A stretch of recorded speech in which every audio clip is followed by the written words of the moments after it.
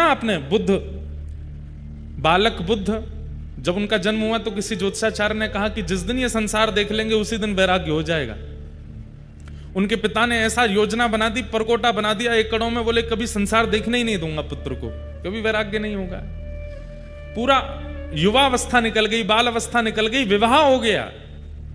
विवाह होने के बाद जब संतान हुई तो पिता के मन में बात आई कि अब मेरे नाती हो गया है, मतलब पुत्र अब गृहस्थाश्रम में आ गया है, पत्नी बच्चों का ध्यान रखने लगा है, इसका मतलब अब इसको वैराग्य नहीं होगा। पत्नी आ गई, बच्चे आ गए, अब कैसे वैराग्य होगा? तो पिता ने कहा अब मैं कुछ दिन के लिए कहीं भ्रमण पर जा रहा हूं, और मंत्री जी आप पुत्र का ध्यान रखना, पुत्र बुद्ध का ध्यान रखना, और इनकी इच्छा हो तो बाहर घुमा लाना। लेकर के गए, पहली बार बाहर निकले। जैसे ही बाहर निकले तो अपने मंत्री जी से पूछे, मंत्री जी ये बालक कहां जा रहा है? बोले कि प्रभु ये विद्यालय पढ़ने के लिए जा रहा है, अध्ययन करने के लिए जा रहा है। अच्छा, हमारे गुरुजी तो घर ही आते थे पढ़ाने के लिए। बोले आपके पिता ने व्यवस्था की थी, लेकिन वास्तव में बालकों को विद्यालय जाना पड़ता है, विद्यालय में अध्ययन करना पड़ता है। बोले अच्छा। थोड़ी और आगे गए तो जाकर के देखा कि वही बालक का अब विवाह हो रहा है। बोले अच्छा, हमारा भी तो विवाह हुआ था, ये वही हो रहा? बोले हाँ, अब ये इस बालक का विवाह हो गया। वही बालक अब थोड़ा और बड़ा हुआ तो उसका विवाह हो गया। आगे एक व्यक्ति अपनी पत्नी और बच्चों के साथ जा रहा था। बोले ये क्या हो रहा है? बोले कि अब गृहस्थ आश्रम में प्रवेश करने के बाद पत्नी और बच्चों की इच्छा पूर्ति के लिए निकला है।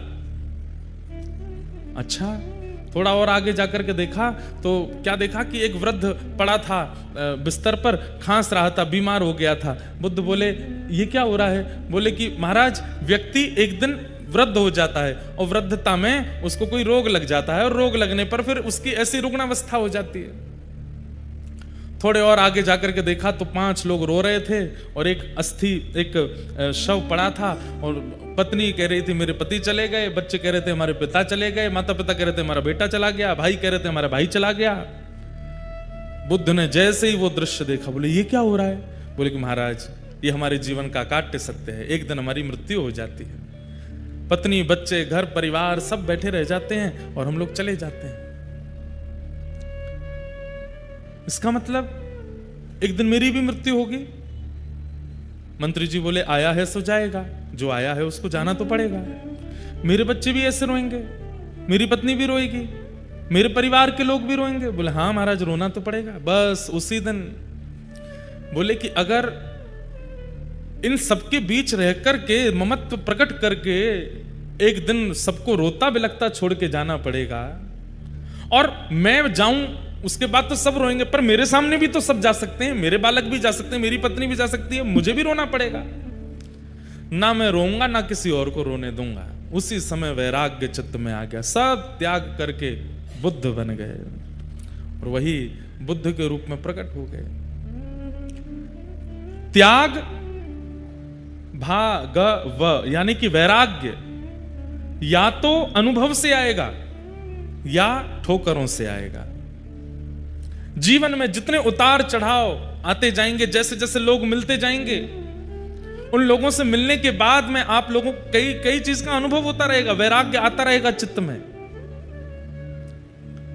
तो वैराग्य के लिए अनुभव का पात्र होना चाहिए। भाग व और अंतिम आया त्याग। वैराग्य और त्याग इन दोनों में अंतर है, बहुत ध्यान से सुनिएगा। वैराग्य किसको कहते हैं और त्याग किसको कहते हैं? वैराग्य का मतलब वस्तुओं के बीच में रह रहे हैं पर उन वस्तुओं से ममत्व नहीं है, उसको वैराग्य कहते हैं। और त्याग किसको कहते हैं? जहां पर वस्तु भी नहीं है और उसके प्रति ममत्व भी नहीं है, वो त्याग है। वैराग्य की चरम स्थिति त्याग कहलाती है। सब साधनों के बीच में रह करके भी उनके प्रति इच्छा नहीं होती है, वैराग्य है। राग रहित वैराग्य।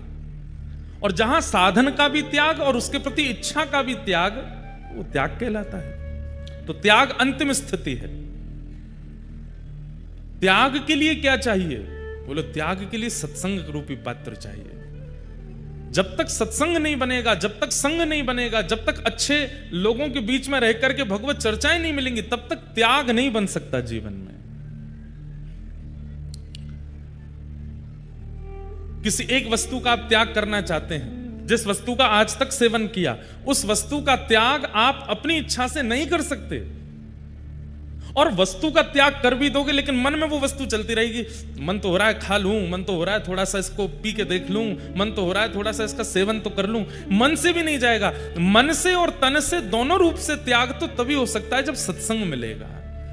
सत्संग का मतलब इसको नहीं कहते जो हम कर रहे हैं, यह भी सत्संग है, पर सत्संग के और भी कई रूप हैं। और कौन कौन से रूप हैं? वस्त्र भी सत्संग कहलाते हैं। आप क्या पहनते हो? अभी हम जीन्स पहन के आ जाएं फटी हुई और मंच पे आके प्रवचन करने लगे, किसी पर कोई फर्क नहीं पड़ेगा हमारी बात का। वास्तव में फर्क पड़ता भी वस्त्रों से है।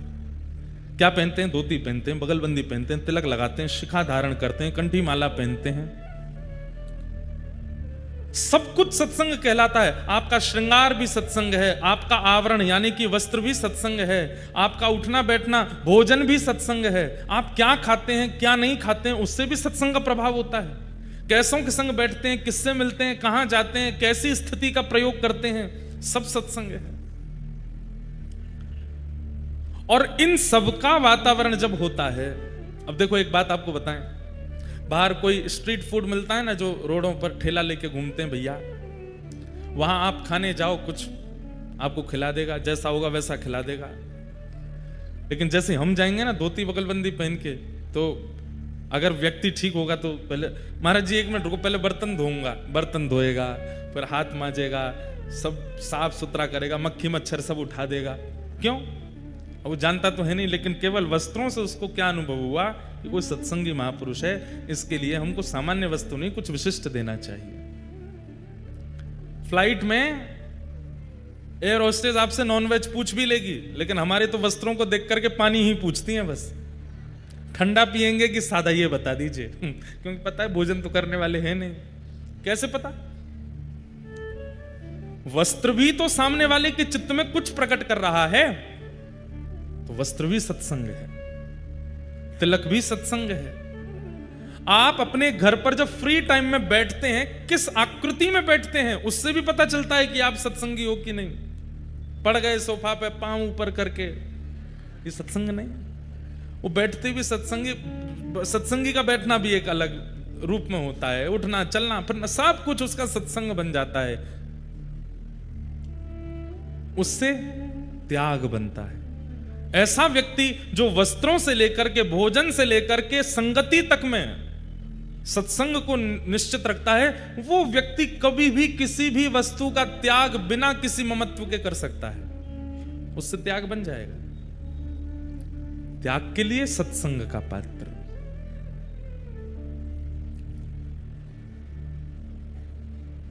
एक बार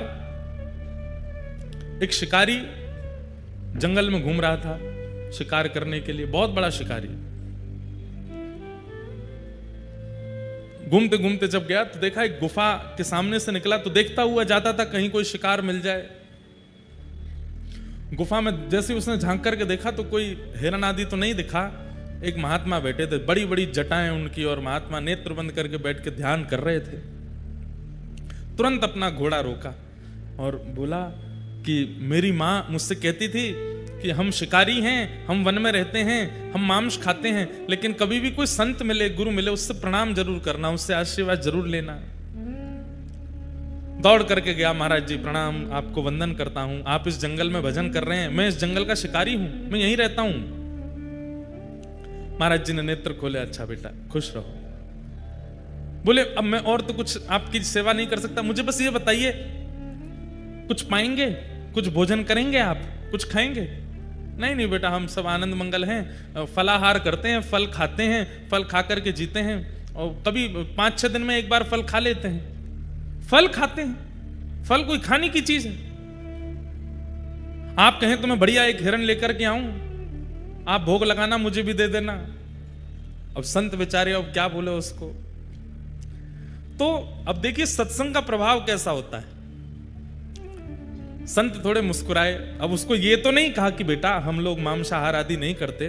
उसको क्या बोले, तुम जो हिरण पाते हो ना वो तो सामान्य है, मैं तो एक बहुत ऊंचे हिरण की खोज में बैठा हूं, जब तक वो नहीं मिलेगा तब तक आहार ग्रहण नहीं करूंगा। अरे महाराज आप नहीं जानते, ये इतने कोस का जंगल, उसका सबसे बड़ा शिकारी हूं मैं, यहां कोई हिरण मुझसे भाग के नहीं जा सकता, शेर के चंगुल से बच जाएगा, मुझसे नहीं बच सकता। आप बताइए कैसा हिरण चाहिए आपको।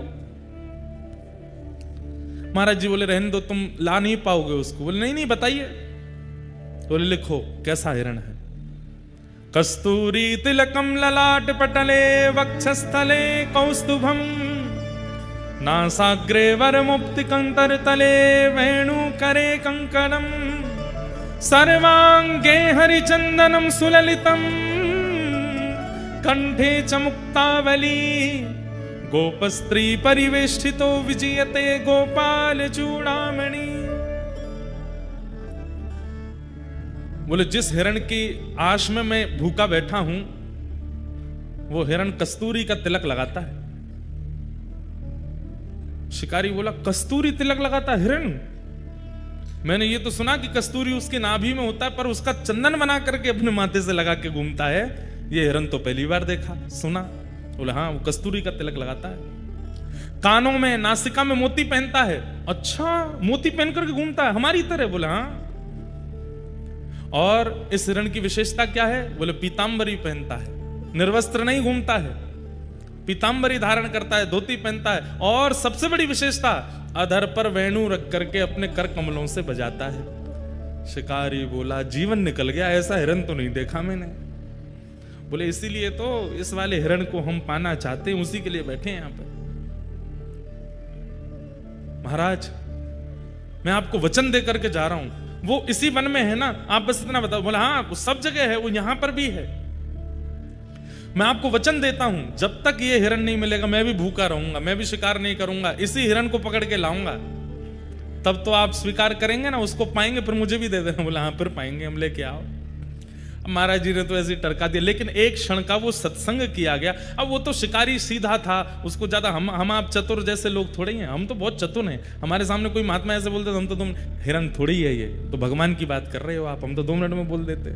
लेकिन बेचारा सीधा बोला ठीक है मैं अभी जाता हूँ। निकल गया, दिन रात पहाड़ों में, नदियों में, तालाबों में, पोखरों में, सघन वन में जाता है और केवल ढूंढ रहा है तिलक लगा करके वंशी बजाने वाला, पीतांबरी पहनने वाला हिरण मुझे मिले। 1 दिन 2 दिन 3 दिन 5 दिन बीत गए। भूख के कारण व्याकुल होने लगा, मुख सूखने लगा।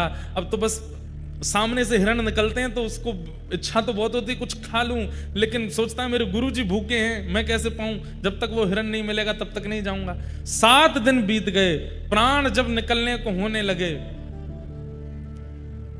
आंखें खुलनी बंद हो गई। अब स्थिति अपने वश में नहीं थी। ठाकुर जी उसके भाव पर रीझ गए, बोले बताओ हमको ढूंढ रहा है, भूख प्यास से व्याकुल होकर के हमको ढूंढ रहा है, हिरण के रूप में ढूंढ रहा है। इतने में ही मोर मुकुट धारण किए, कानों में सुंदर मोती धारण किए हैं, नाक में सुंदर मोती पहने हैं, पीतांबरी पहने हैं, ललित गति विलास वल्गुहास, टेढ़ी मेढ़ी चाल चलते हुए सघन वन से वेणु का नाद करते हुए कस्तूरी की सुंदर सुगंध आने लगी, चंदन की सुगंध आने लगी। तभी दिखता है कि सामने से नीलांबर ठाकुर जी पीतांबरी पहन करके वेणुनाद करते हुए, मोर पिच्छ का मुकुट धारण करते हुए, उसके सामने अधरों पर वेणु धारण करके मधुर स्वर से वेणु बजाते हुए आ रहे हैं। गुरु जी ने जितना बताया था सब देख रहा है। कस्तूरी की सुगंध आ रही है, नाक में मोती पहना है, कानों में कुंडल पहने हैं, पीतांबरी पहन रखी है, नील कांति नील वरण है, और ये हिरण तो नहीं है पर नेत्र तो मृग जैसे ही है, मृगनयन है। संभवतः यही वो हिरण होगा, श्रृंगार करके हमारी जैसा, मानवों जैसा लग रहा है। तुरंत प्रसन्न हो गया, वो मिल गया हिरण। अब क्या करूं, कैसे पकड़ूं? तो जैसे हिरण को पकड़ता है चुपके से, वैसे ही ठाकुर जी के पीछे धीमे धीमे चल रहा है, और हिरण पकड़ने वाला जाला हाथ में लेकर के चल रहा है। ठाकुर जी मधुर मधुर स्वर से वेणु बजाते हुए गजगामिनी चाल से आगे चल रहे हैं, पीछे पीछे वो शिकारी चल रहा है। जैसे ही देखा मौका है, तुरंत जाला फेंका, ठाकुर जी को उसमें बंदी बनाया, पकड़ लिया पकड़ लिया पकड़ लिया, आ गया मेरे चंगुल में। ठाकुर जी को पकड़ करके जाला बांध करके और उठा करके अपने कंधे पर टांगा, घोड़े पर बैठ करके ले गया गुरुजी के पास। सप्ताह बाद गुरुजी बाहर से चिल्लाने लगा गुफा के भीतर से। संत बोले फिर से आ गया। अरे जल्दी बाहर आइए, बहुत मचलता हुआ हिरण है ये, बड़ी मुश्किल से पकड़ करके लाया हूं, 1 सप्ताह लग गया गुरुजी, पेट में चूहे दौड़ रहे हैं, जल्दी बाहर आओ। संत बोले पता नहीं किसको पकड़ लाया होगा, देखता हूं। बाहर जाकर के देखा तो मुरली मनोहर श्याम सुंदर कंधा पे बैठे हैं उसके, जाले में बंद होकर के, बिल्कुल ऐसे होके। जैसे ही ठाकुर जी को देखा, गुरुजी तो वहीं मूर्छित हो गए। शिकारी दौड़ करके गया, बोले गुरुजी होश में आओ, पानी वानी डाला। जैसे तैसे होश में आए। शिकारी बोले गुरुजी आप ठीक हो? बोले मैं ठीक हूं बेटा। वो कहां है हिरन? बांध रखा मैंने पेड़ से, भाग जाएगा, जल्दी करो, अग्नि चेताओ, भोग लगाओ आप, फिर मैं भी पाऊंगा। अरे पगले खोल इनको। खोलूंगा नहीं, 1 हफ्ता बाद मिला है। गुरुजी के नेत्र सजल हो गए। तुरंत कहा, बोले प्रणाम करो, साक्षात परमात्मा है, ये ईश्वर हैं, यही वो हिरण्यगर्भ हैं जिनकी इच्छा मैं रखता हूं। शिकारी तो प्रसन्न हो गया, दंडवत प्रणाम किया। ठाकुर जी ने उसको भी आशीष दिया, गुरुजी को भी आशीष दिया। सत्संग त्याग करवाता है। भक्ति, ज्ञान, वैराग्य और त्याग। भागवत भक्ति के लिए विश्वास का पात्र, ज्ञान के लिए जिज्ञासा का पात्र, वैराग्य के लिए अनुभव का पात्र और त्याग के लिए सत्संग का पात्र।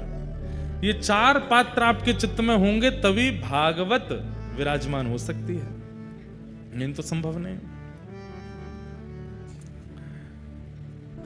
तो जिज्ञासु के चित्त में ज्ञान विराजता है। 88,000 सौनकादि ऋषियों ने 6 प्रश्न किए। किम श्रेय शास्त्र सारः स्वावतार प्रयोजनम, किम कर्म के अवतारश्च धर्मः कम शरणम गतः। सबसे पहला प्रश्न, भगवान के अवतार का श्रेय किसको जाता है? राक्षसों के लिए आते हैं कि भक्तों के लिए आते हैं? रावण आदि राक्षसों को मारने के लिए आए कि सबरी आदि भक्तों पर कृपा करने के लिए आए? पहला प्रश्न, भगवान के अवतार का श्रेय किसको जाता है? दूसरा, शास्त्रों का सार क्या है? हमारे हिंदू वैदिक सनातन धर्म में इतने सारे शास्त्र हैं, पर इन शास्त्रों का सार क्या है, इनकी मूल बात क्या है? तीसरा प्रश्न, स्वावतार प्रयोजनम, भगवान के अवतार का प्रयोजन क्या है? कभी मानव बन के आते हैं, कभी जानवर बन के आ जाते हैं, कभी नृसिंह बन के आते हैं, प्रयोजन क्या है? किम कर्म, भगवान के कर्म क्या है, भगवान क्या करते हैं? अवतार लेकर के कहते हैं कि ठाकुर जी कर्म नहीं करते, ठाकुर जी सोचते हैं, ठाकुर जी चिंतन करते हैं, और जो चिंतन करते हैं वो होता चला जाता है। ठाकुर जी ने चिंतन किया कि प्रलय होना चाहिए, उनके सोचते ही प्रलय हो जाएगा। ठाकुर जी अपनी भ्रगुटी टेढ़ी करते हैं तो बादल आकाश में छा जाते हैं, ठाकुर जी प्रसन्न हो जाते हैं तो धूप निकल आती है। ठाकुर जी के चिंतन से सब कुछ होता है, तो जिनके चिंतन से सारी क्रिया क्रियान्वित हो जाती है, उनको कर्म बंधन कैसे हो सकता है? तो वो कर्म क्या करते हैं आकर के? किम कर्म,